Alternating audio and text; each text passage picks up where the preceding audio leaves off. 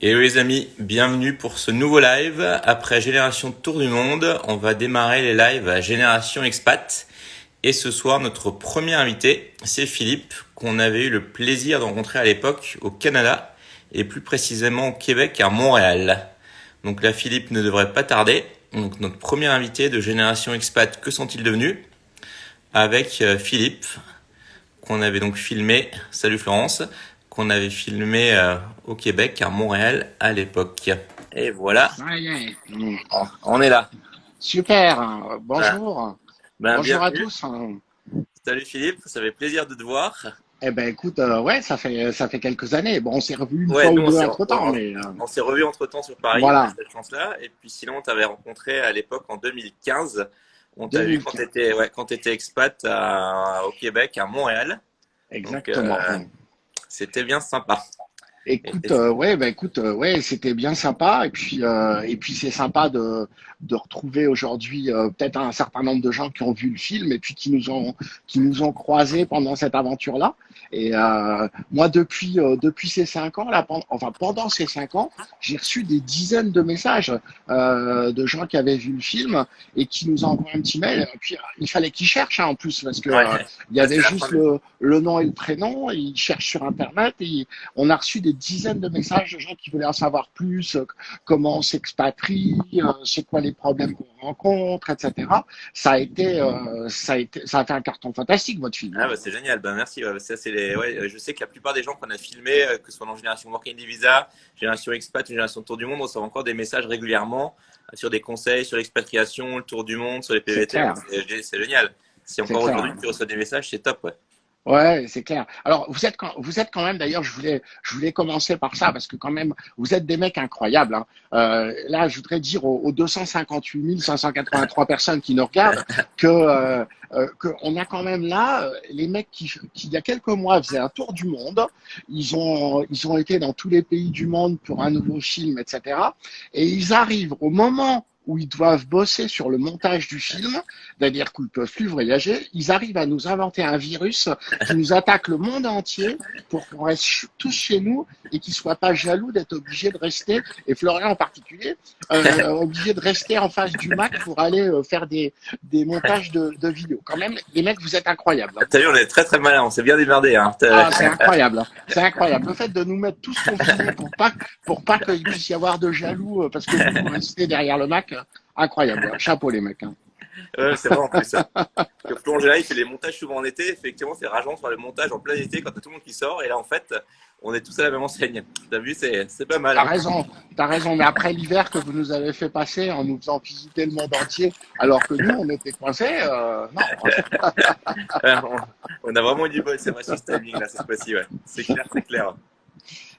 Mais C'est clair. c'était intéressant ce Génération Expat parce que c'est un peu différent de ce que vous avez fait par la suite, hein, Ouais, la vie en van un tour autour du du monde, monde, ouais, ouais. etc. Tout le monde peut pas faire ça. C'est peut-être un rêve pour beaucoup, mais tout le monde peut pas le faire. Par contre, il y a quand même des millions de gens qui se disent mais est-ce que j'ai pas envie d'aller vivre un peu à l'étranger, soit quelques années, soit peut-être tout le reste de ma vie. Ça concerne un peu plus de monde et C'est je clair, pense que ouais. c'est pour ça que Génération Expat, c'était super intéressant parce que ça répondait à des questions que plein de gens se posaient, quoi. Aller vivre à l'étranger. Je sais pas si tu connais des sondages, des enquêtes. J'imagine qu'il y a des sondages qui ont été faits sur le pourcentage de gens qui aimeraient vivre à l'étranger. Ça doit être important, Ouais, hein. c'est important, mais je crois qu'actuellement, il y a 3 millions de Français qui vivent à l'étranger, ce qui est quand même Ouais, énorme. Et je ouais. crois que le rêve, ouais, c'est le rêve de beaucoup de gens de partir s'expatrier. Il y en a peu qui le font, mais c'est le rêve de beaucoup de gens, ouais. Ouais, alors que c'est pas si difficile que ça, hein. Je Non, pense que c'est c'est clair. plus facile de partir s'expatrier que d'aller faire le tour du monde comme vous l'avez fait ensuite, hein. Ouais, c'est vrai, ouais.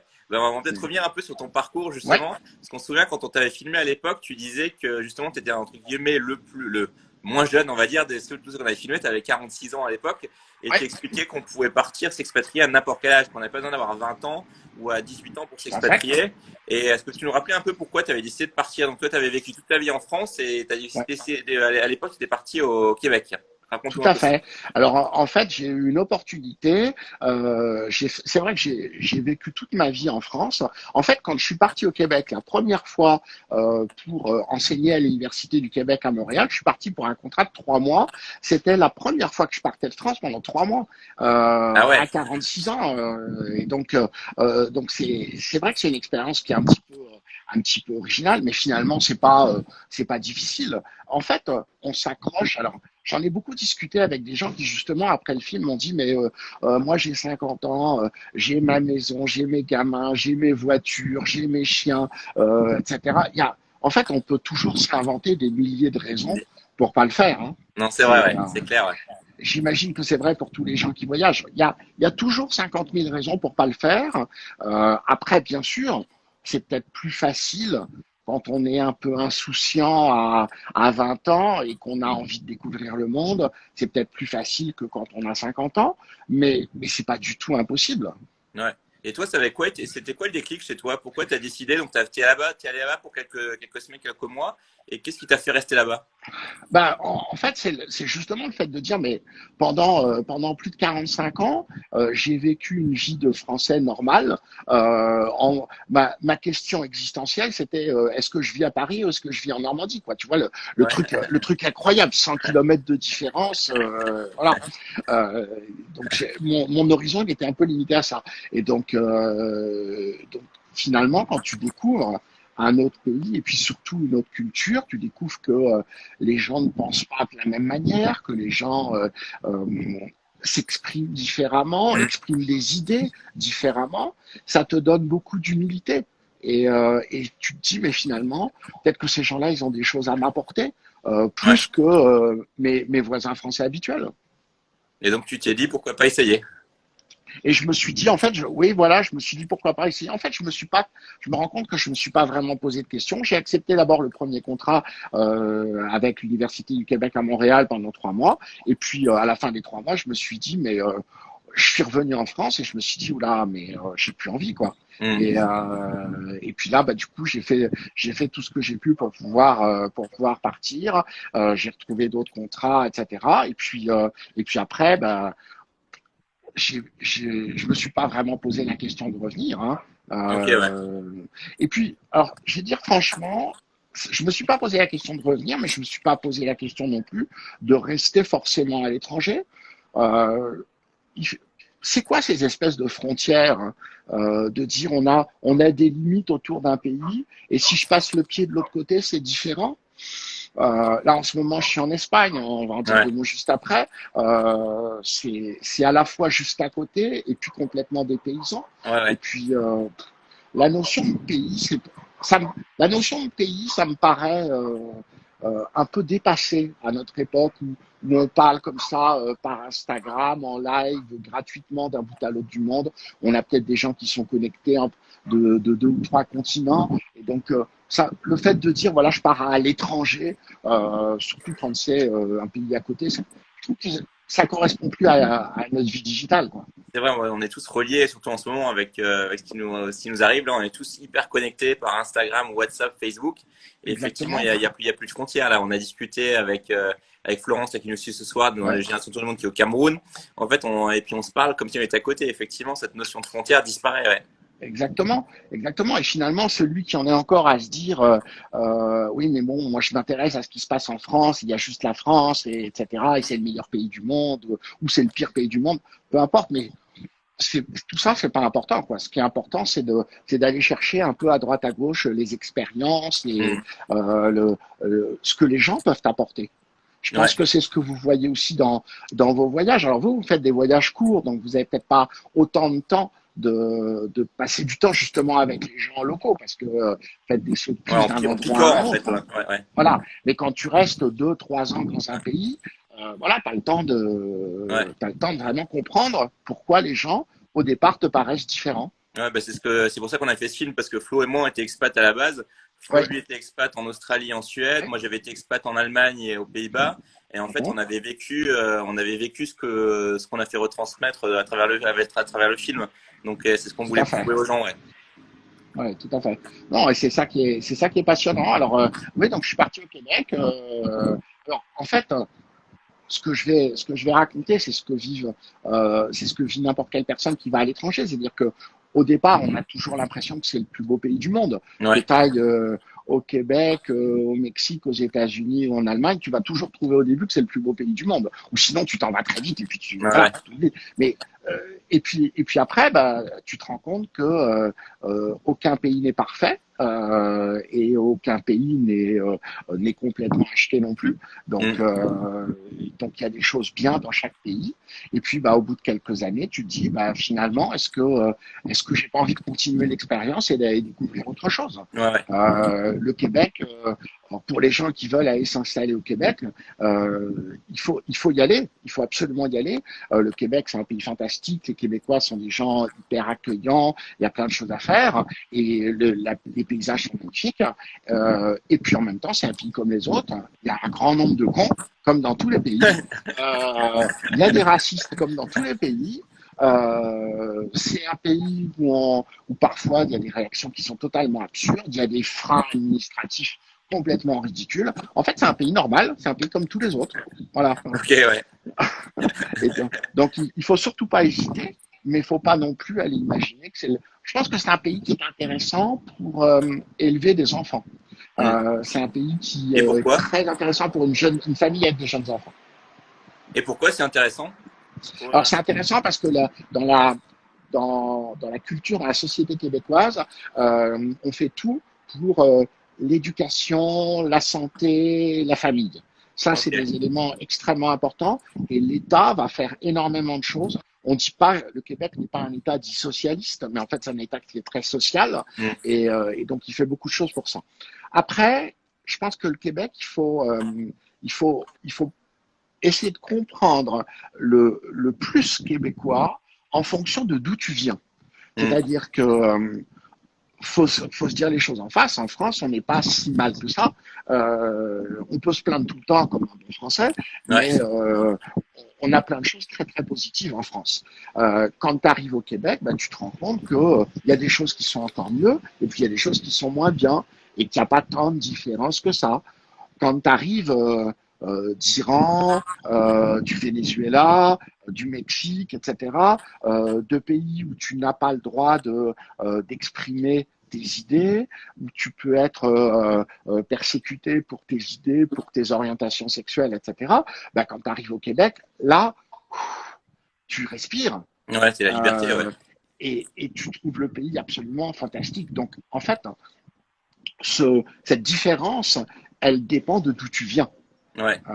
Ça paraîtra moins génial pour un Français que pour un Iranien. Ok, ouais. Encore que nous, on l'avait trouvé assez génial quand on était venu te voir là-bas. Justement, je sais on parlera après des prochaines expatriations que tu as faites après le Québec, mais là, on va rester un peu focus sur le Canada et le Québec. Comment tu as fait pour t'intégrer professionnellement et personnellement là-bas? C'était facile ou pas? Alors, non, c'est justement ce que tu découvres au-delà des premiers mois.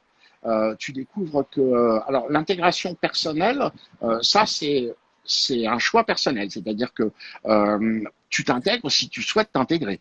Hmm. Donc moi, ce que j'ai fait, c'est que j'ai pas rencontré de Français. Je Ok. n'ai été dans aucun groupe d'expatriés, aucune réunion entre Français. Je fréquentais pas l'ambassade, je fréquentais pas l'association franco-québécoise, machin, etc. Parce que c'est pas comme ça que tu t'intègres. Ouais, ok. Tu t'intègres pas si tu vis à Montréal sur le plateau en allant chercher ta baguette de pain chez le boucher français qui est en bas de chez toi et en rencontrant des Français au café.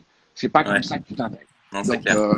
Donc il faut plutôt aller à Hochelaga, où je m'étais installé, qui est un quartier populaire, mais extrêmement chaleureux, extrêmement sympathique, où tu rencontres des vrais Québécois, où pendant plusieurs mois tu comprends rien à ce qu'ils disent, mais ben, tu t'y fais, et c'est comme ça que tu t'intègres vraiment.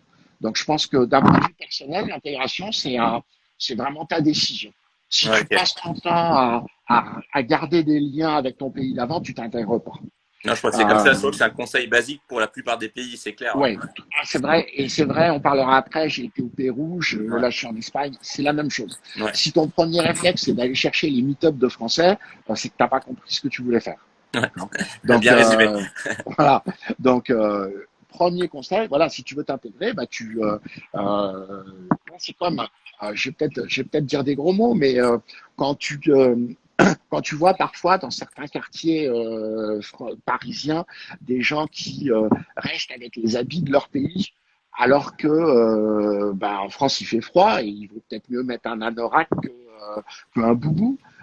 J'ai Ouais. rien contre le boubou, c'est très joli, mais la manière de s'habiller, la manière de manger, la Ouais. manière de parler, etc. Si tu choisis d'aller dans un pays, si tu choisis d'aller au Québec, il faut que tu manges de la poutine.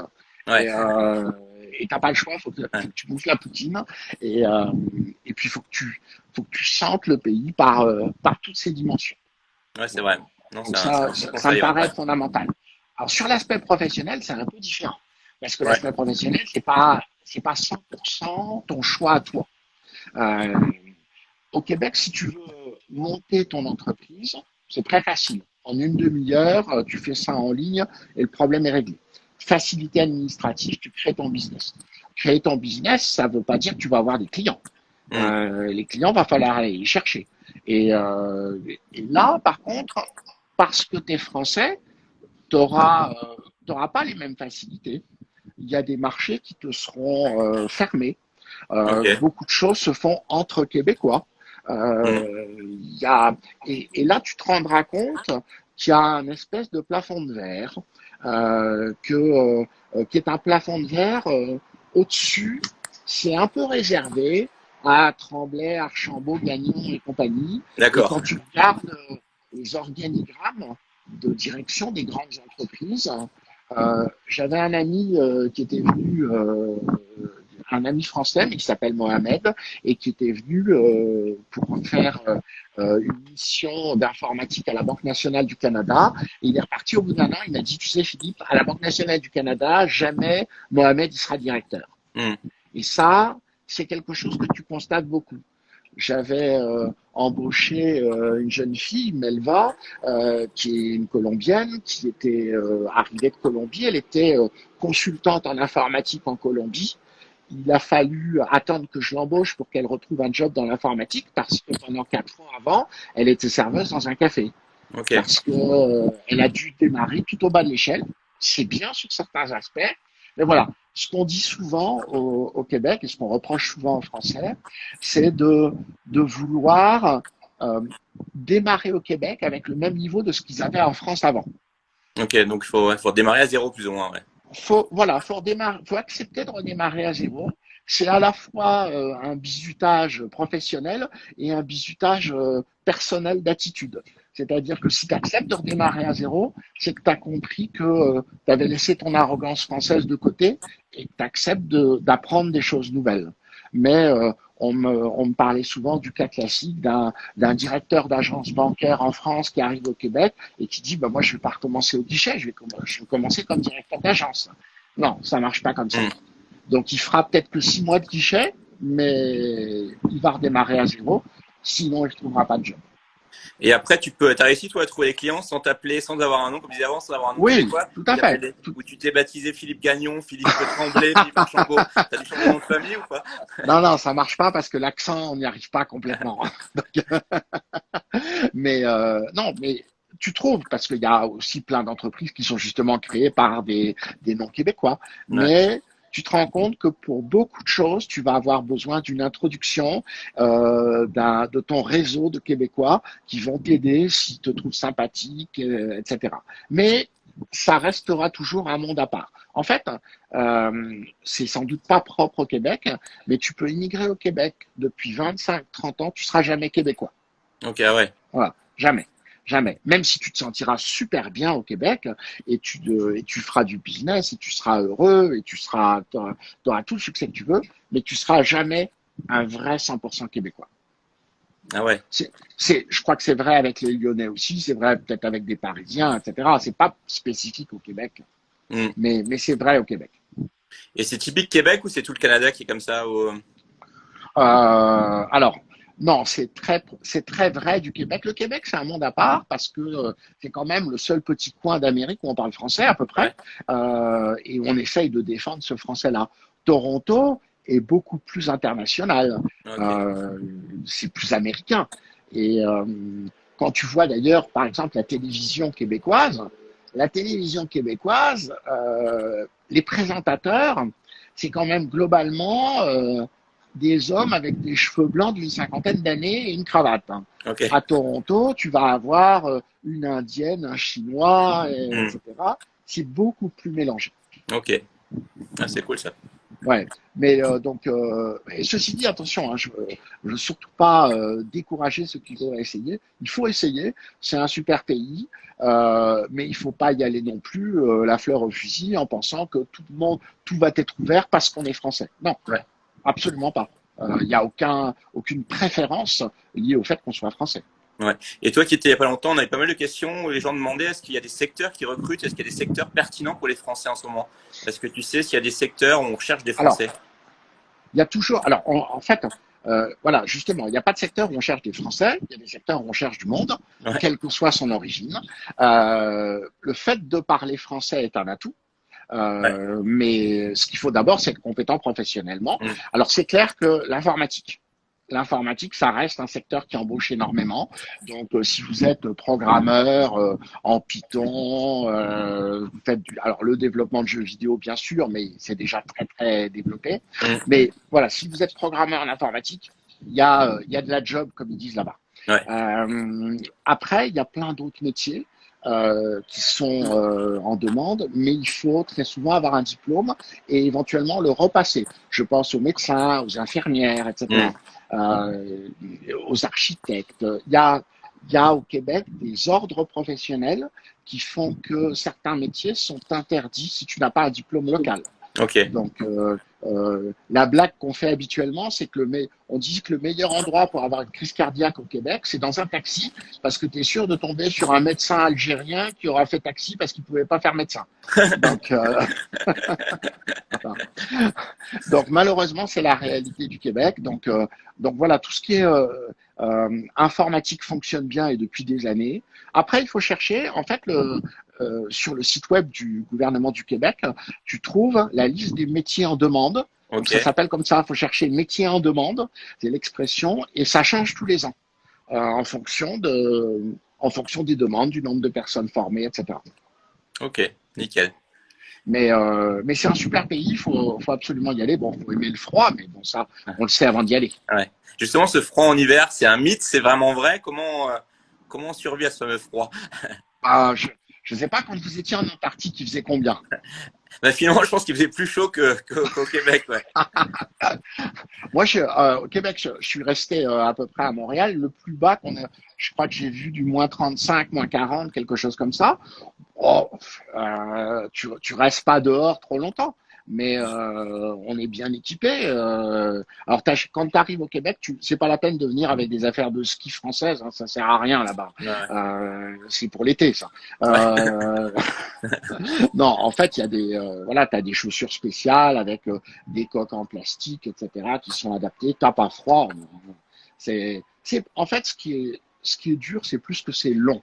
Hmm. C'est long parce que parfois, il va neiger le 1er novembre et puis jusqu'à fin avril. Ah Donc, ouais, c'est long. voilà. Il a neigé à Montréal la semaine dernière. Ok, Donc, ouais. Ah ouais. voilà. Parfois, c'est un peu long et c'est pas la période où tout est blanc, tout est froid. Ça, c'est joli. Hmm. Mais les 3 mois d'après, où ça fond, où ça se transforme en gadou, etc., ça, c'est Ouais, c'est moins moins fun. marrant, ouais, c'est clair. Ouais, voilà, Ouais. voilà. Mais franchement, le climat, c'est pas un problème. Toute la ville est organisée.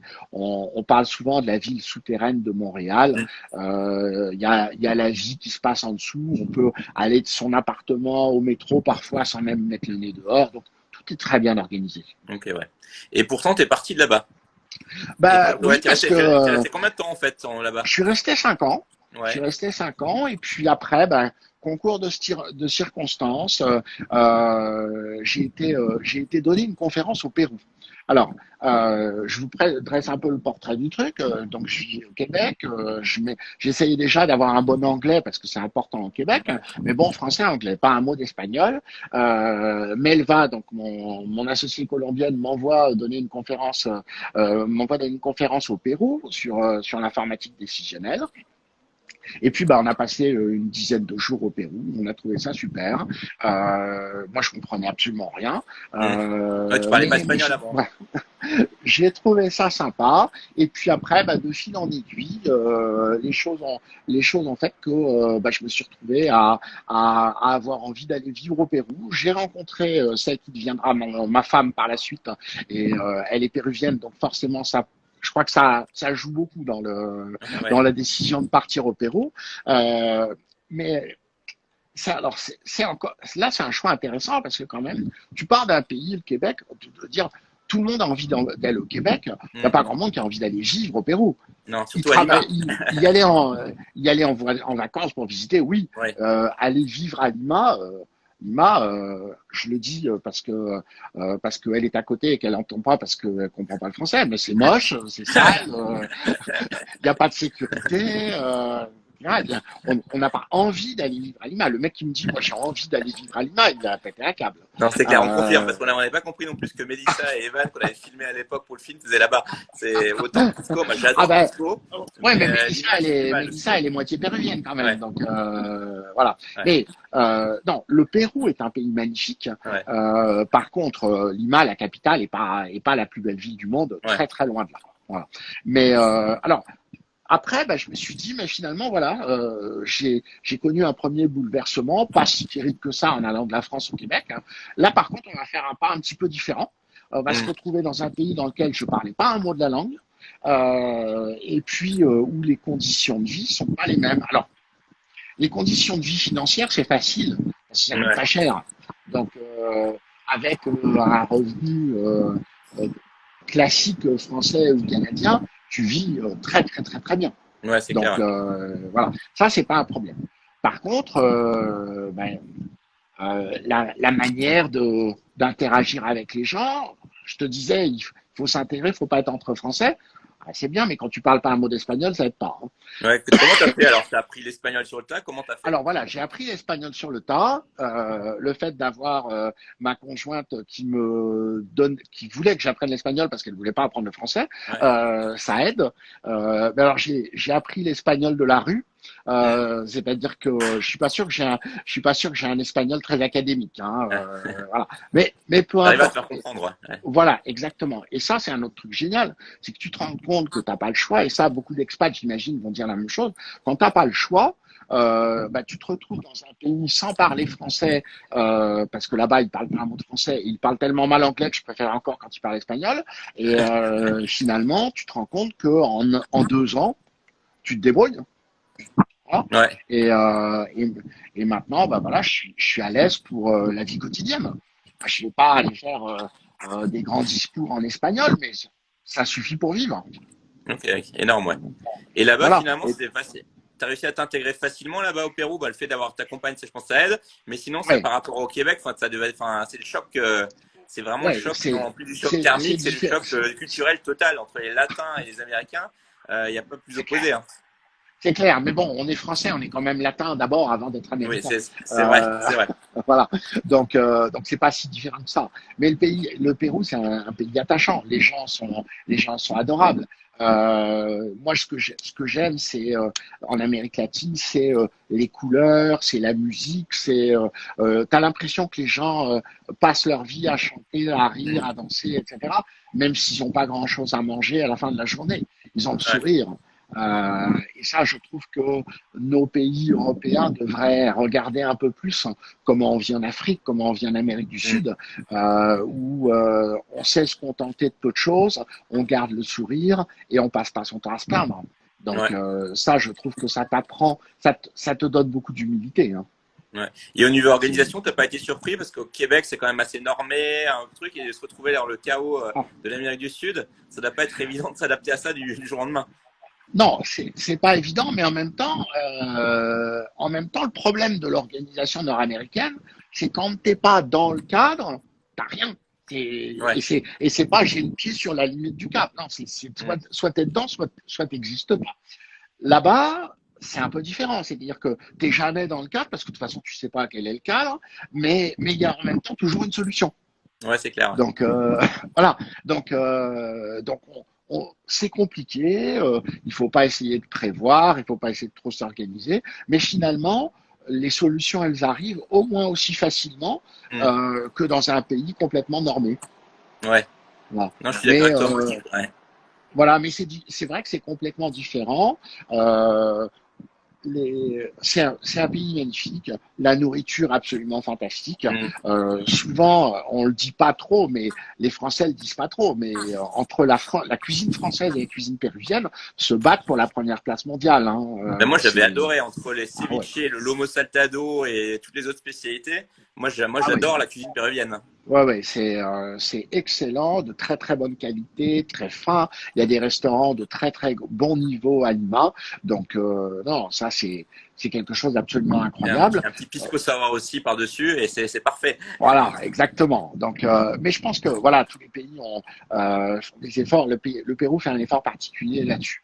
Après, le gros point négatif dans la vie quotidienne, c'est la sécurité. Hmm. Alors, chacun n'a pas la même notion de la sécurité non plus. Il y a des gens qui aiment bien prendre des risques, etc. Moi, je ne cherche pas le matin à me faire braquer dans un taxi le soir avec un Hmm. pistolet. Donc, alors, pour te donner un ordre d'idée, j'avais vu des statistiques. Ils se volent 2000 téléphones par mois à Lima. Ok, Donc, ah ouais. et quand je dis vol, c'est on te l'arrache dans la rue, Ok. on te braque avec un pistolet, etc. Donc 2000 par mois. C'est-à-dire qu'il y a beaucoup d'agressions Hmm. et des agressions violentes. Et là-bas, ben, comme dans beaucoup de pays où il n'y a pas beaucoup d'argent, ta vie, elle vaut pas cher. Ouais. Et Donc, comment tu fais pour vivre avec ça? Comment tu t'arranges avec ça et comment tu fais pour te sentir quand même bien? bah en fait, tu te sens bien jusqu'à la première fois que tu te fais agresser. Ouais. Pendant 2 ans, pendant un an et demi, voilà, je rentrais le soir en marchant avec mes écouteurs dans la rue à 3 heures du matin, sans rien sentir du tout de dangerosité. Voilà. Et puis un soir, à 6 heures le soir, dans un quartier normal, j'étais dans un Uber et il y a un mec à moto qui descend, enfin deux mecs à moto, un qui descend, il me braque avec son pistolet, il casse la vitre. Pardon. Donc, bah, je lui donne le téléphone, mais Ouais. ça te choque un peu. Ouais. Voilà. Ça te choque un peu, et après, bah, je me sentais moins à l'aise. Hmm. Alors, tu dis statistiquement, comme je suis un scientifique, je me dis statistiquement, ça m'arrivera pas 2 fois. Ouais. Ouais. Euh, mais parfois, voilà, l'humain revient au-dessus de la statistique, Ouais. et du coup, bah, tu fais attention, et puis tu vois toutes les nouvelles sur Facebook, Hmm. les caméras de vidéosurveillance qui te montrent le gars qui se fait agresser en sortant de chez lui, Ouais. etc. Donc ça te crée un sentiment d'insécurité. Hmm. Euh, qui est peut-être moins fort au Pérou que dans d'autres pays. Hein. Peut-être que c'est moins fort qu'en Colombie. Je ne parle pas du Venezuela, bien Ouais. entendu. Ouais. Mais après, bah, chacun fait son choix, Hmm. fait sa balance. Ouais. Voilà. Et du coup, bah, après 3 ans, avec mon épouse et ses 2 filles, on s'est posé la question. On s'est dit, mais est-ce qu'on n'a finalement pas envie de... elle avait envie de quelque chose de plus tranquille. D'accord, ouais. Et donc, on s'est dit, mais comment est-ce qu'on peut trouver un coin tranquille où je puisse travailler à distance, où on puisse parler espagnol. Ben, finalement, on s'est dit, ben, on va tenter l'Espagne. Bah ouais. Voilà. Et donc là, tu es Et arrivé en donc, Espagne l'année dernière, c'est ça? voilà, cette année, on est Cette arrivé le année, ouais. 15 janvier, ça fait 3 mois. D'accord. Ah ouais. Et donc voilà, donc on est arrivé en Espagne, on a choisi de s'installer à Valencia Hmm. pour avoir une ville plus humaine que Madrid. Ouais.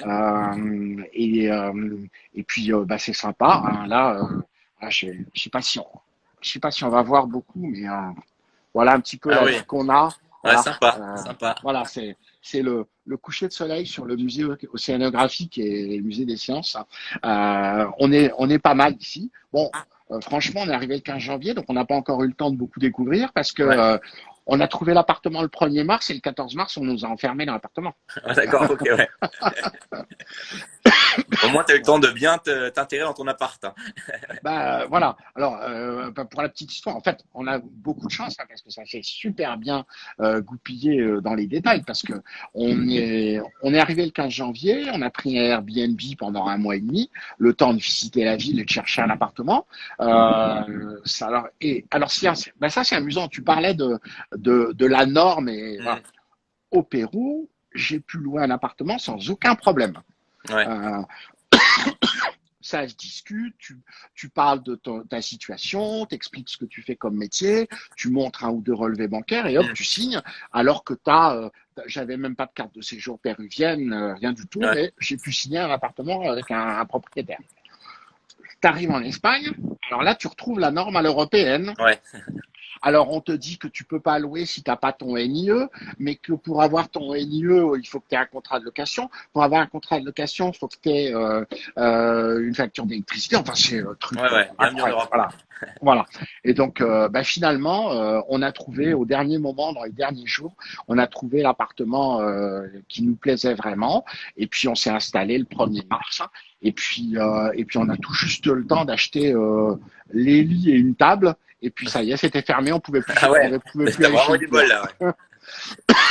Donc, voilà. Donc, on attend avec impatience la réouverture pour pouvoir se meubler un peu mieux. Ouais, et puis pouvoir tester la vie espagnole, parce qu'en fait, là, t'as rien vu de l'Espagne, en fait, depuis que t'es arrivé. Enfin, Bah, pas grand-chose. On a vu ouais. pendant les deux premiers mois, on a commencé à visiter un peu, à aller prendre des tapas le soir, etc. Mais là, on va plus profiter avec l'été qui arrive, ça va être sympa. Ouais. Ouais, le fait de retourner en Europe, ouais, ça t'allait bien, toi, le fait de, après avoir été en Amérique du Nord, après avoir été en Amérique du Sud, l'Europe, ça te. Ouais, c'est l'idée de retrouver voilà, une forme de tranquillité de vie. Ouais. Je te parlais de la sécurité. Bah, euh, mon épouse ne laissait jamais ses filles. Il y en a une qui a 21 ans, l'autre qui a 13 ans. Elle laissait jamais ses filles sortir dans la rue seule. Ah ouais. Le soir, la fille qui a 21 ans, excuse-moi. Donc, elle la laissait pas sortir parce qu'elle avait peur de ce qui pouvait se passer, etc. À 13 ans, elle la laissait pas aller faire le tour du pâté de maison toute seule. Ah ouais. Arrivé à Valencia, la première semaine, elle a donné son ticket de métro. Elle a dit, vas-y, va te promener, Ouais. fais ta vie. Euh, c'est quand même beaucoup plus agréable. Ouais, c'est clair, t'as vraiment un sentiment de liberté en Europe que t'as pas en Amérique du Sud, c'est clair, ouais. Exactement. On s'en rend pas vraiment compte tant qu'on l'a pas vécu, Ouais. mais voilà, quand on a des enfants, je pense que pour un couple d'aventuriers, voilà, qui prend le minimum de précautions, qui se promène pas avec un appareil photo à 10 000 euros, etc. Mm. On peut très très bien vivre et se découvrir l'Amérique du Sud. Ouais. Quand tu as des enfants, c'est différent. Déjà, tu fais un peu plus attention à eux de ce Mm. point de vue-là. Ouais. Ouais, donc les filles t'accompagnent, ça lui a changé Alors, il y en a complètement. une qui est restée, il y en a une qui est restée à Lima pour terminer ses études. Il lui reste 2 ans d'études à faire à Ok. l'université. Elle a préféré rester là-bas. Et puis, la petite est venue avec nous, par contre, à Lima, à Valencia, par contre. Et donc là, alors, elle est en vacances prolongées parce qu'en fait, les années scolaires sont décalées. Mm.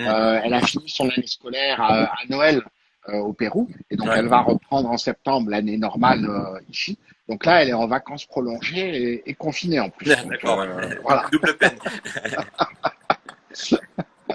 Mais voilà, je pense que. Mais c'est intéressant. Moi, je retrouve en effet l'Europe avec ses lourdeurs administratives et puis avec à côté de ça une tranquillité de vie. Tu vois, on a la chance, on n'est pas malade, mais en même temps, je me dis, bah voilà, si j'ai ce satané virus qui arrive ici, Mm. je sais que j'appelle le SAMU et qu'on va s'occuper de nous. Hein. À Lima, tu as intérêt à avoir une bonne assurance. Mm. Alors moi, j'ai fait confiance à nos amis de Chapka, hein, on va leur faire un peu de Ouais. publicité. Et pendant tout mon séjour à Lima, j'ai jamais utilisé, mais j'étais rassuré d'avoir ça parce que Ouais. si là-bas, on a eu le cas. On a un ouvrier qui faisait des travaux chez nous, il remplaçait un plancher, il s'est ouvert le bout du pied parce qu'il n'a pas fait attention, il s'est ouvert le bout du pied avec une scie automatique. C'était pas beau à voir, Ouais. mais là-bas, il n'y a aucune couverture sociale, Hmm. rien du tout. Si t'as pas une Ah ouais. assurance privée, on te laisse dans la merde. Ah Et merde. donc on l'a emmené à la clinique, et à la clinique on te dit, alors on te fait la liste, on dit bah alors on va avoir besoin de 3 compresses, une seringue, telle quantité de produits, etc. Et tu vas acheter ça à la pharmacie Ah ouais, c'est toi qui et achètes tu tout en fait. reviens. Ah ouais. Voilà. Et si t'as pas acheté ça, on te soigne pas. Ah ouais. Ouais, donc effectivement, Ouais. ça change par rapport au système européen. Ouais, c'est clair. Ouais. On est mieux chez Exactement. nous. Ouais. Voilà, tout à fait. Donc ça, c'est un conseil qu'on peut donner. Il faut absolument, quand vous allez dans des pays comme ça, il faut absolument partir avec une assurance. Ouais. Vous n'avez pas envie de vous retrouver avec. Ça peut être des trucs tout bêtes. Hein, vous vous faites renverser par un vélo. Hmm. Vous avez une fracture. C'est pas grand-chose une fracture. Une fracture, tout le monde peut se remettre d'une fracture. Sauf que si c'est mal soigné, vous risquez derrière, si vous avez 20 ans, vous risquez de boiter toute votre vie Ah ouais, c'est parce que clair. vous n'avez pas pris une assurance à 200 euros. C'est un peu dommage. Non, c'est clair. L'assurance, c'est hyper important quand on voyage dans des pays où justement ça fait C'est pas clair. partie de la norme, comme même les États-Unis. Ça coûte Ah ouais, tellement cher d'aller chez le médecin, de se faire soigner que moindre exactement. pépin, ça peut coûter C'est très très aussi cher. Ouais. important au Pérou qu'aux États-Unis, pas pour les Ouais. mêmes raisons, mais Ouais, c'est pour aussi d'autres important. raisons, Ouais. c'est clair. Ouais. Ouais, Ouais. ouais. Et donc Mais donc, l'Espagne, là, donc donc voilà, donc l'Espagne, là, c'est super intéressant d'avoir ces ouais. trois facettes, Amérique du Nord, Amérique du Sud, Europe. Me demande pas la prochaine parce que sinon je vais me faire engueuler à côté. Ouais. Mais il y a déjà une prochaine de prévue. Non, Non, non, mais là on a envie de profiter un petit peu de la vie en Europe. Et puis j'ai aussi un peu envie de. Il y a plein de choses intéressantes à voir en Europe. ouais. J'ai envie de découvrir un peu des pays que je ne connaissais pas. L'Espagne, très honnêtement, je connaissais très peu. Mm. Et il y a plein de choses à voir en Espagne. C'est super de vouloir être expatrié. Et puis en même temps, faut pas oublier que juste à côté de chez nous, il y a des choses fantastiques. Non, c'est vrai. Bah là, on va être obligé de découvrir les choses à côté de chez nous avec le. Ouais, mais regarde, moi je regarde souvent ce que vous faites. Vous avez fait des trucs, le reportage que vous avez fait en Alsace, hein, vous avez passé votre temps à bouffer là. Ah, en Euh, Allemagne, ouais. ouais, voilà, incroyable. Et puis les reportages que vous avez fait aussi dans le massif de Beldon, Ouais. c'est à côté de chez nous et c'est magnifique, hein. Non, c'est clair. Ouais. On a quand même de belles choses près de chez nous, ouais. Ouais. Donc, non, il faut s'ouvrir à l'expatriation, mais il faut pas non plus partir pour partir, quoi. Non, c'est clair. Parce qu'on dit toujours, si tu pars pour partir, ça marchera jamais, que ce soit en tour du monde, en Ouais, expatriation. Il faut qu'il y ait un projet, une envie, faut qu'il y ait quelque chose de positif derrière tout ça, ouais. ouais, ouais. Non, non, et en effet, faut pas oublier ce qu'on a juste à côté de chez nous. Ouais. Mais il faut garder cet œil ouvert. Moi, je trouve il y a vraiment plein de choses à trouver dans l'expatriation. Alors, tu te rappelles, on avait dit un truc important. Je vais le redire quand même, hein. Je déteste ce mot d'expatrié. Ouais, je sais. Je l'avais dit déjà dans le reportage, ça me paraît très important d'expliquer aux gens que parce que le mot d'expatrié fait partie de cette arrogance que l'on a. Je m'expatrie en Afrique. Voilà, je m'expatrie en Afrique, ça veut dire quoi? Ça veut dire je vais en Afrique et puis je vais rester expatrié, c'est un statut à part, je suis au-dessus des autres, Mm, etc. Non. Et alors déjà, si tu t'expatries avec cette perception-là au Québec, on va très vite te faire comprendre qu'il faut que tu redescendes d'un cran. mm, Et en fait, il y a pas de différence entre ton ami camerounais qui vient travailler en France et quand il arrive en France, on lui dit t'es immigré. Et mm. ben moi, quand je vais travailler au Québec, je suis un immigré. Et Ouais. quand je vais au Pérou ensuite, je suis un immigré. Et là, je suis à nouveau un immigré en Espagne. On, donc, supprimons ce mot d'expatrié qui ne signifie qu'une seule chose, c'est lorsqu'une grande entreprise française envoie par un contrat de 3 ans un salarié sous contrat français dans des conditions très particulières et il sait déjà qu'il y va pour une mission et qu'il reviendra de 3 ans après. Mm. C'est un cas très particulier, ça sont les expatriés. Tous les autres, mes amis, on est des immigrés, comme les Ouais. autres. Ouais. Voilà. Et c'est très très bien comme ça. Non, mais c'est clair que nous, quand on avait réfléchi au titre du film, Génération Expat, en fait, l'expatriation, c'est plus vraiment ça. Maintenant, on a un moment, on avait trouvé un néologisme qui s'appelait Nexpat, qui était les nouveaux expats. qui sont plus ou moins des gens de contrat local, qui sont pas du tout envoyés par la boîte. Enfin, on a essayé de trouver un genre de néologisme à l'époque, mais Oui, mais je suis convaincu qu'on est plus des immigrés qu'autre chose. ouais, Pourquoi ne pas dire immigrés? On en avait parlé hein, quand on ouais, avait ouais, fait le film. Pourquoi ne pas dire immigré? Parce que dans notre culture française, l'immigré, c'est ouais, t'as une connotation négative, ouais, ouais, celui qui vient d'un autre pays prendre notre travail. ouais, c'est Oui, ça, ouais, mais quand tu vas au Québec, et tu sais que quand tu vas au Québec, tu as des Québécois qui vont penser que tu viens prendre leur travail. ouais, Et donc, tu vis exactement la même chose. Et donc, si tu vis la même chose, il n'y a pas de raison pour utiliser un mot différent. ouais, c'est vrai, pas faux. Non. Et donc, je reste attaché à ça parce qu'en fait, le fait de déménager dans un pays et de te dire maintenant, j'émigre dans ce pays, je suis un immigré dans mon pays d'accueil, bah rien que le fait de le dire et de te le dire à Mais tu te toi-même, sens plus ça humble te fait déjà. prendre conscience de Ouais. la chose. Non, c'est clair, ouais, Non. c'est vrai. Et c'est important. Et pour tous ceux qui veulent, pour tous ceux qui veulent tenter l'expérience, non, dans 99,9% des cas, vous serez pas des expats, hein, vous serez des immigrés. On Mm. vous attend pas dans le pays dans lequel vous allez. Euh, vous apportez des compétences, mais qui existent déjà.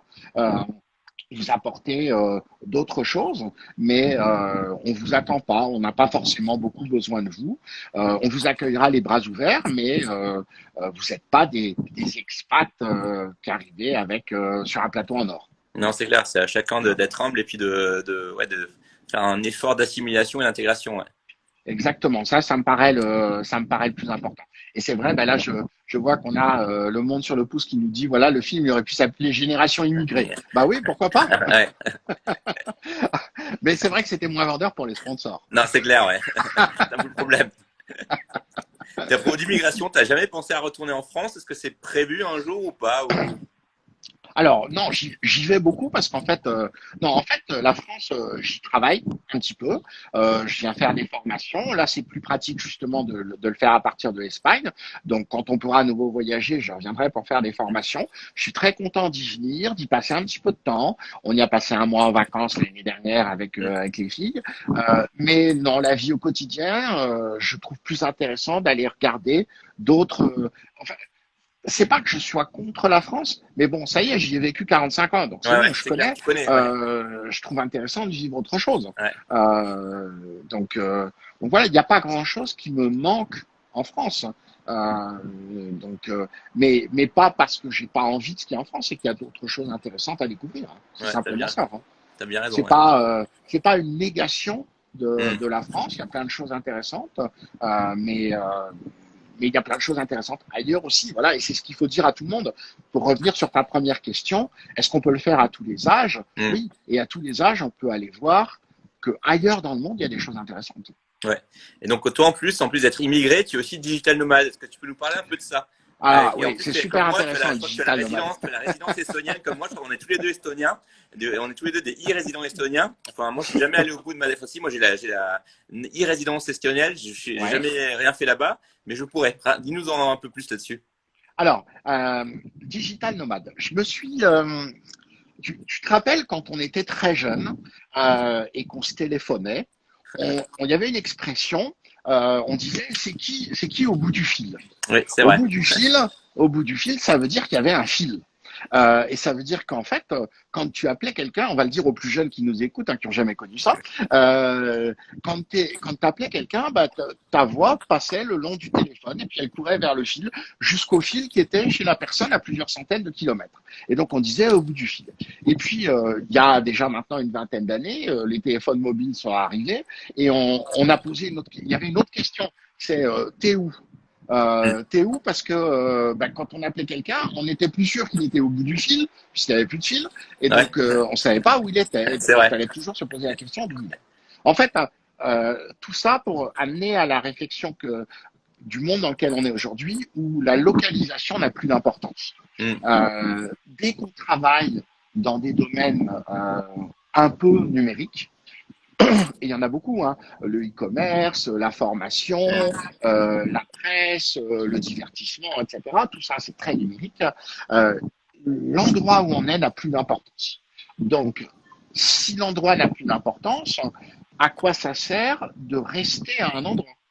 C'est vrai. On peut du coup déconnecter sa présence physique professionnelle de sa présence physique personnelle. Et donc, je peux aujourd'hui travailler avec 100% ou 90% de clients français tout en ne mettant pas un pied en France. Et donc aujourd'hui, il y a de plus en plus de ces gens-là qu'on appelle des digital nomades. Alors, la différence avec les gens qui font le tour du monde, c'est que les gens qui font le tour du monde, généralement, voilà, ils ont un projet de voyage.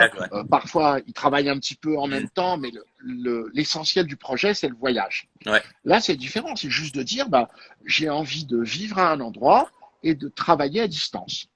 Et je m'organise en fonction de ça. Et donc, alors, je suis nomade. Un digital nomade, ça veut dire qu'il bouge. Il peut bouger toutes les semaines ou il peut bouger tous les 3 ans. Ouais. C'est pas, voilà, c'est pas important. Ouais. Mais c'est l'idée de déconnecter la présence locale professionnelle de l'endroit où tu vis. Et donc, tu peux choisir de vivre à un endroit qui est différent de l'endroit où tu travailles. Ouais. Voilà. Et ça, c'est super intéressant parce que aujourd'hui, il y a plein d'endroits super pour vivre où il n'y a rien pour travailler. Et puis, il y a plein d'endroits où c'est super pour travailler, mais où pour vivre, c'est pas top. Ouais, et donc, maintenant, avec la notion de digital nomade, on peut séparer les deux. Alors, bien sûr, c'est Internet, la technologie, etc., qui nous permet de faire tout ça. Il y a encore beaucoup de contraintes administratives. Et donc, tu citais l'Estonie. L'Estonie est un tout petit pays. Je pense que si on faisait un sondage, 80% des gens ne sauraient pas la placer sur une carte. Vous prenez l'Europe, c'est tout en haut, à droite, à la frontière avec la Russie, les 3 pays baltes, 3 petits machins. Et donc, l'Estonie, c'est un pays qui n'existait pas il y a 30 ans. C'était un pays qui n'existait pas, qui était à l'intérieur de l'Union soviétique. Et donc, ils se sont créés à partir du moment où on leur a donné leur indépendance, et ils se sont créés au moment où le numérique arrivait. Et ils ont dit, nous, on va faire le premier État 100% numérique. Et donc, en Estonie, tout est 100% digital. Toutes nos administrations devraient aller voir l'administration estonienne, qui est un modèle de transformation numérique. Tout est complètement numérique. Et donc, suite à ça, ils se sont dit, mais comment est-ce qu'on pourrait augmenter notre nombre de résidents et puis peut-être éventuellement avoir quelques impôts qui viendraient en plus. Parce que l'Estonie, personne n'a envie d'aller vivre en Estonie. Ça a l'air magnifique. Hein. Je suis comme toi, j'y ai jamais mis les pieds. Nous, on y était avec Flo. On y était. Ok. Et moi, c'est magnifique, je confirme. Je suis comme toi, e-résident estonien. J'ai jamais mis les pieds. J'ai mon entreprise en Estonie sans y avoir mis les pieds. Et donc, c'est ce concept et que je trouve très intéressant parce que justement, il est indépendant de la localisation. Je peux être e-résident d'un pays sans pour autant avoir le droit de résidence physique, mais je suis e-résident de ce pays. Et à partir du moment où je suis e-résident, je peux par exemple créer une entreprise. Et donc, mon entreprise en Estonie, l'Estonie, c'est un pays européen, hein, donc il n'y a aucune différence entre une entreprise en Estonie, en Belgique, en France ou en Italie. C'est la même chose. Elle a un numéro de TVA européen, elle respecte les lois européennes, etc. Et donc j'ai installé mon entreprise en Estonie. Pourquoi ? Pas du tout pour des raisons fiscales, parce qu'on paye des impôts sur les sociétés aussi en Estonie, comme dans les autres pays. Simplement parce que d'un point de vue administratif, c'est 100% numérique. Ouais, on dit souvent que c'est un paradis administratif. C'est pas un paradis fiscal, mais un paradis administratif, ouais. Moi, j'ai mon entreprise en Estonie depuis 3 ans. Je n'ai pas un seul papier physique. Les statuts sont dématérialisés, toutes les déclarations de TVA, etc. sont dématérialisées. Et tu sais, donc quand on est résident, on a une carte à puce avec un petit lecteur de carte à puce qui en fait nous permet de nous connecter sur le portail administratif de l'Estonie. Pour les technologues, c'est la base de blockchain dont on entend beaucoup parler parce que c'est la technologie qu'il y a dans le Bitcoin. Et donc cette blockchain sert à sécuriser l'ensemble des échanges avec l'administration estonienne. Et donc tout est complètement digital. Et tout est digital et transparent. Ça, c'est un point très important aussi. Vous allez sur Internet, vous cherchez ma société, ça s'appelle Decideo. Vous trouverez toutes les données de Decideo, le chiffre d'affaires que je fais, les bénéfices que je fais, transparence totale. et digitalisation totale.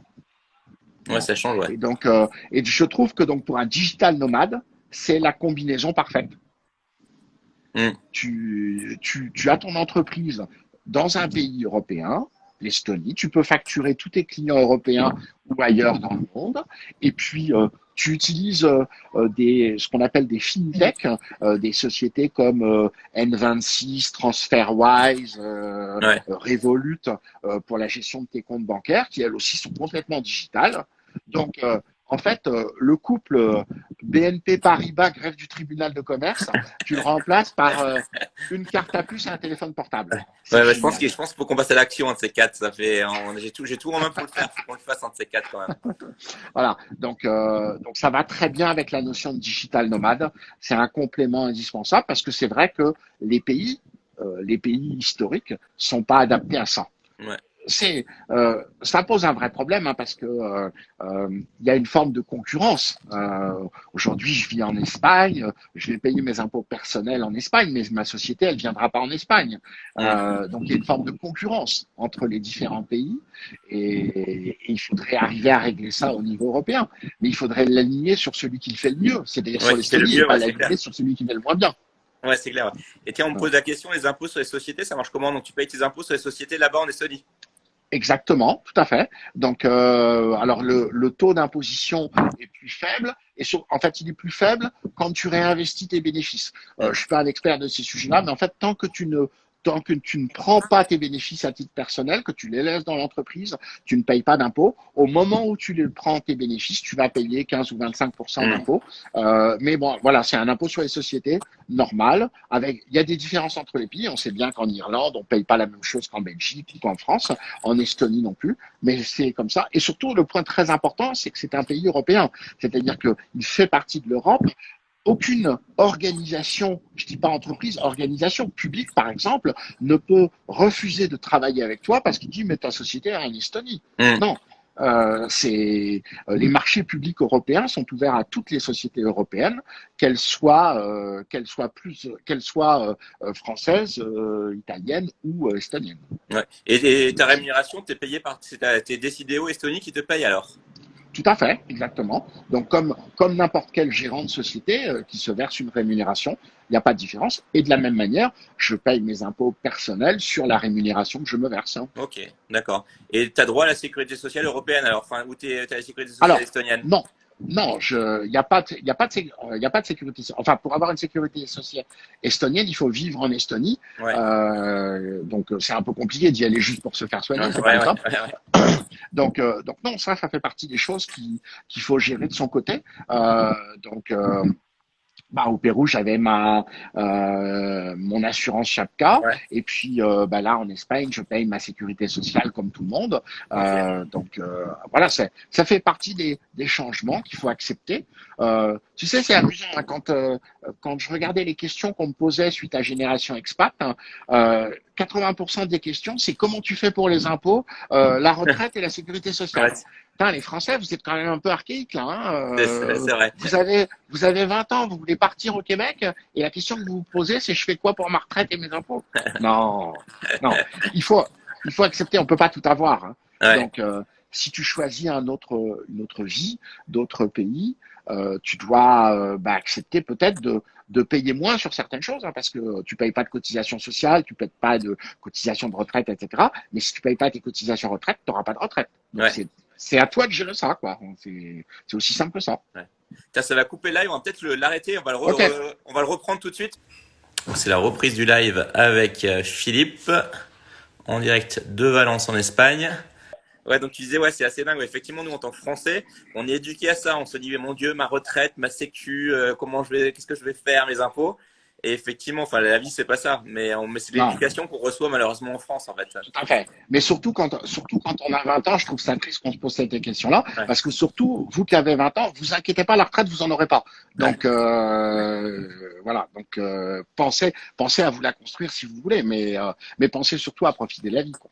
ouais. Non, t'as bien raison. Donc ouais, si vous avez des questions pour Philippe sur l'expatriation au Pérou ou au Québec sur Digital Nomade, n'hésitez pas, profitez-en. Voilà, Moi, j'avais encore des posez petites toutes vos questions. questions, Ouais, cash, hein, on y répond. ouais. Sinon, moi, je t'avais des questions. En quoi, si toutes tes expériences t'ont changé, en fait? Est-ce que le Philippe d'avant, français, qui a vécu 45 ans en France, c'est le même Philippe que maintenant? Non, c'est clair que justement, euh, lorsque lorsqu'il y a quelque chose de différent qui arrive, je crois que j'ai appris à écouter avant de répondre. J'avais sans doute ce mauvais trait de caractère de peut-être un peu trop avoir l'impression que je savais tout parce que j'avais cette expérience locale et Hmm. que après 45 ans, tu te dis, bon, c'est bon, je connais. Je Ouais, sais ce qui va se passer. Là, c'est quand même un peu différent quand tu découvres un nouveau pays. Donc, tu te rends compte que tu ne sais pas. Et donc tu apprends à écouter. Euh, et, euh, et après, tu peux te faire ton opinion. Et puis, tu apprends aussi à ne pas comparer. Ça, c'est hmm. quelque chose, c'est normal, hein, on le fait tous. Hein. Tu vas dans un pays, la première chose que tu fais, c'est que tu compares. Tu dis, ah oui, mais le fromage, il est différent. Ah ben oui, mais le métro, t'as vu, il n'est pas comme chez nous. Oui, c'est normal, tu es pas Ouais, chez toi. Donc, et puis, il y a un moment où t'arrêtes de comparer parce que de toute façon, ça n'a pas d'intérêt. Et puis, tu essayes plutôt de regarder tout ce qu'il y a de nouveau qui va t'apporter quelque chose. Et si après tu reviens en France, et ben c'est génial parce que tu peux réappliquer tout ce que tu as trouvé de bien à l'étranger. c'est vrai, ouais. Non, c'est clair, c'est toujours un bon benchmark de vivre ailleurs, Voilà, et de voilà. prendre les bonnes pratiques qu'on a découvertes et puis de les Voilà. rentrer dans sa vie en Mais français. c'est clair que les voyages et l'immigration dans un autre pays, ça te change. Ça te change, mais je pense que, enfin, soit tu reviens très vite parce que ça t'a pas changé comme tu souhaitais, soit ça te change en bien Ouais. et c'est un changement positif. Non, c'est clair, on peut encourager tout le monde à partir en expatriation, en tour du monde en voyage. Une fois qu'on pourra de nouveau, une fois que les frontières seront ouvertes, repartez, les amis. Tout à fait. Et tu disais, est-ce qu'on peut le faire à tous les âges? Oui, on peut le faire à tous les âges. Mais en même temps, pourquoi attendre 45 ans? Moi, je regrette de ne pas l'avoir fait avant. J'aurais peut-être appris plus avant et donc j'aurais utilisé ça pendant une plus grande partie de ma vie. Ouais. Donc voilà. Et puis, oublier cette notion de frontière, quoi. Mm. Faut arrêter. Je pense que les frontières, on les avait au temps du Moyen Âge entre l'Occitan et le reste de la France. Et en Occitanie, c'était presque un pays étranger. Voilà, la Savoie de Florian, c'était pas la France, hein, Ouais. c'était la Savoie. Et donc aujourd'hui, les frontières, elles sont différentes. Mais voilà, on peut passer d'un endroit à l'autre et aller chercher ce qu'il y a de positif. Ouais, non, c'est un super exemple, ouais. Ouais, pour les gens qui nous rejoignent, donc Philippe est actuellement à Valence en Espagne et il a Voilà, vécu au préalable au Pérou à Lima et avant ça à Montréal. voilà. Et pourquoi le Québec et pas l'Ouest canadien? Bah, parce qu'il a une opportunité professionnelle qui a fait que il Voilà, s'installe là-bas. alors si tu veux aller vivre à Vancouver ou à Toronto, tu travailles bien ton anglais, hein, parce que le niveau d'anglais que tu as, si tu as un niveau d'anglais type français, c'est pas ça l'anglais, d'accord? Ouais. Quand tu arrives là-bas et que tu rencontres des gens qui sont bilingues depuis toujours, tu te rends compte que tu n'as pas suffisamment de maîtrise de la langue pour pouvoir travailler. Ouais. Voilà. Donc, ouais, si vous avez encore des questions, allez-y, profitez-en. On est là pour répondre à vos questions. Moi, je pense que j'avais noté un peu tout ce que je voulais voir avec toi. Ouais, si toi, tu avais des petits conseils basiques, peut-être conseils basiques Euh, pour réussir une expatriation.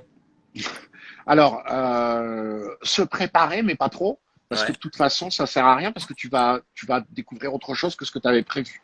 Donc, euh, donc voilà. Alors, l'expatriation au Québec en particulier, tu as besoin de plus d'argent que ce qu'on te dit au départ, Mm, parce que tu mettras plus de temps pour trouver un travail que ce que tu pensais. mm. Donc, il faut que tu aies un coussin de sécurité. Il faut vraiment voilà, il faut pas qu'au bout d'un mois, tu sois obligé que tu puisses plus manger parce que si tu peux plus manger, tu seras plus efficace pour trouver un travail et donc ça va pas. Donc faut avoir un petit peu de matelas de sécurité possible. Globalement, d'ailleurs, quand on voyage, c'est toujours bien de prévoir quand même le plan A, le plan B et le plan C, quoi. Ouais. Le gars qui a juste un portefeuille dans lequel il a mis son passeport, sa carte d'identité, ses deux cartes de crédit et son cash, bah oui, bah forcément, s'il se fait voler son portefeuille ou s'il le perd, bah il a tout perdu. Ouais. Euh, des petits trucs de voyageurs, ça j'imagine, vous en avez des centaines à partager. Ouais. Mais c'est vrai pour l'expatriation aussi, quoi. Il faut prévoir un petit peu tout ce qui peut arriver. Ouais, c'est pareil. Là, on nous met pour quand on fait un PVT. C'est vrai, quand on fait un PVT, il y a toujours une demande minimum d'argent à avoir pour l'Australie, Canada. Pour différents endroits, on peut faire un PVT, ce qui est Oui. normal aussi pour. Après, un PVT, c'est en effet pour quelqu'un qui est jeune, qui peut peut-être se contenter de pas d'un peu moins Hmm. que quand on y va en famille. Au Ouais. Québec, il y a beaucoup de gens qui vont avec leur conjoint et un, deux, trois enfants. Là, il faut te dire que bah, si on te dit que tu vas trouver en 3 mois, prévois 6 Hmm. pour que tu sois à l'aise et que voilà. Le jeune qui est en PVT, bah, s'il mange des pâtes, ça ne changera pas de son régime étudiant. Donc voilà, quand tu es un couple avec des enfants, c'est un peu différent, quoi. Ouais. Bon. Bon ben, nickel. Si vous avez encore des questions, allez-y. Je pense que. Ouais, Et ben, surtout, un point très important, parce que là, tu as plein de gens qui peut-être nous découvrent au travers de ce live. Il faut que vous alliez voir sur YouTube le film Génération Expat, donc, dont on parle.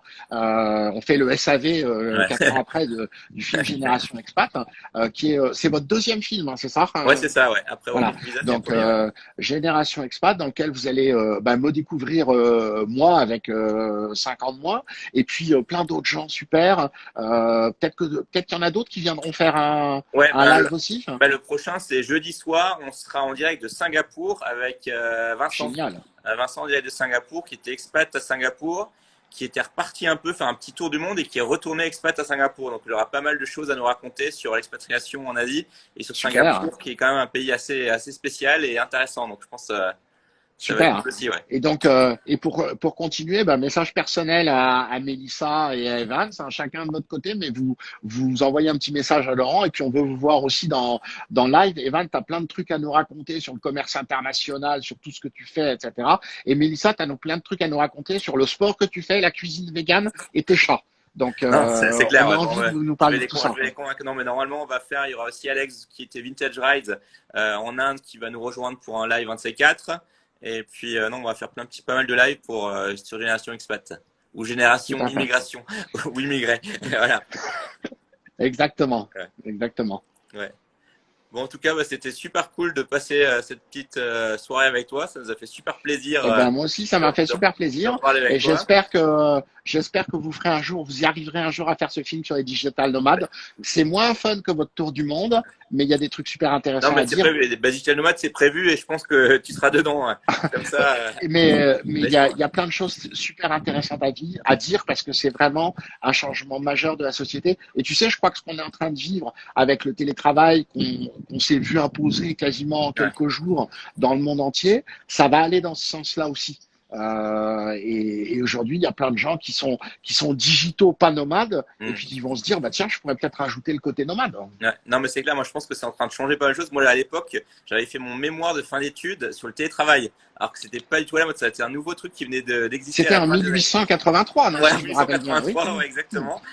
Quand la plupart des gens que je regarde n'étaient pas encore nés, j'avais fait mon mémoire de fin d'études sur le télétravail et j'avais marqué que c'était une aubaine pour l'entreprise et que ça allait changer pas mal de choses dans la mobilité des gens.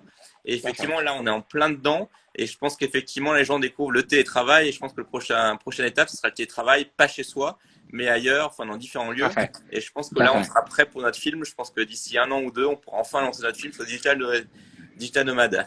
Tout à fait. Et pour expliquer que le digital nomade, c'est pas un mec qui se la coule douce sur une plage à Bali sous un parasol, quoi. C'est d'abord quelqu'un qui bosse, Ouais. et puis il a une vie normale, il profite de la ville dans laquelle il est. Parfois, il change un peu, mais voilà, simplement, il a déconnecté sa vie professionnelle et sa vie personnelle. Il a deux espaces-temps, et c'est ça qui est intéressant et qui est super enrichissant. Non, c'est clair, ce sera un de nos prochains films. Après Van Life et Film Sam, je pense que Digital Nomade, ça sera le prochain rendez-vous. Super. Bah, Florian, tu te dépêches de monter là pour que vous puissiez terminer et que vous passiez au suivant. C'est clair. Bon, en tout cas, bah, merci à toi. Merci à tous de Bah, nous avoir merci à suivis. vous. Et Merci à puis, tous les deux, merci à tous ceux qui nous ont suivis. Vous allez voir le film Génération Expat et puis vous y trouverez également dans le générique mon nom exact. Vous cherchez sur Internet et si vous avez des questions qui vous viennent, n'hésitez pas, je serai toujours heureux d'y répondre. ouais, ça marche. Et donc, rendez-vous jeudi soir avec Flo qui sera en direct de Singapour avec Vincent qui est expat là-bas. Ou immigré Génial, on là-bas. sera là. Voilà. Génial. À Allez, à plus. très vite. Bonne soirée à tous. Bye. Ciao, ciao. Salut.